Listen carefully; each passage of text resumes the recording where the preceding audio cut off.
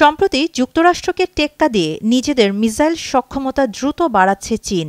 এরই মধ্যে তারা নতুন একটি শক্তিশালী বিমানবাহী রণতরী ফুজিয়ান সমুদ্রে নামিয়েছে, যা চীনের তৃতীয় বিমানবাহী রণতরী এবং আগের দুটির তুলনায় আরও দ্রুত যুদ্ধ প্রস্তুতি নেবে বলে বলা হচ্ছে। সাউথ চায়না মর্নিং পোস্ট এবং আল জাজিরার প্রতিবেদনে এই তথ্য জানানো হয়েছে।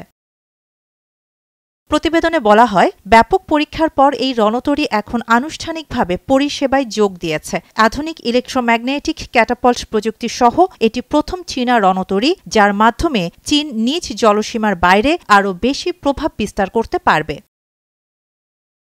অন্যদিকে সিএনএনের বিশ্লেষণে দেখা গেছে, চীন তাদের ১৩৬টি ক্ষেপণাস্ত্র স্থাপনার মধ্যে ৬০%-এরও বেশি স্থাপনাই বড় করছে এবং উৎপাদন ক্ষমতা বাড়াচ্ছে। এতে বড় শক্তিগুলোর মধ্যে অস্ত্র প্রতিযোগিতা বাড়ছে এবং বৈশ্বিক ঝুঁকি তৈরি হচ্ছে।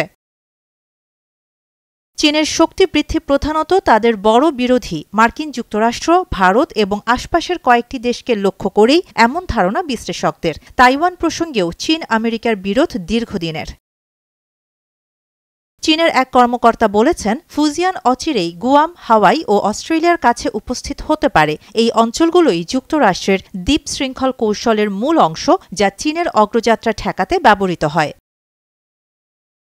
বিশ্ব বাণিজ্য সংস্থার সাবেক প্রধান প্যাসকেল ল্যামি মনে করেন, মার্কিন চীন সম্পর্ক দীর্ঘদিন অস্থির থাকবে, কারণ তাদের প্রতিদ্বন্দ্বিতা শুধু বাণিজ্যে নয়, কৌশলগত শক্তি, প্রযুক্তি এবং সরবরাহ শৃঙ্খল নিয়ন্ত্রণের দিকে ছড়িয়ে পড়ছে।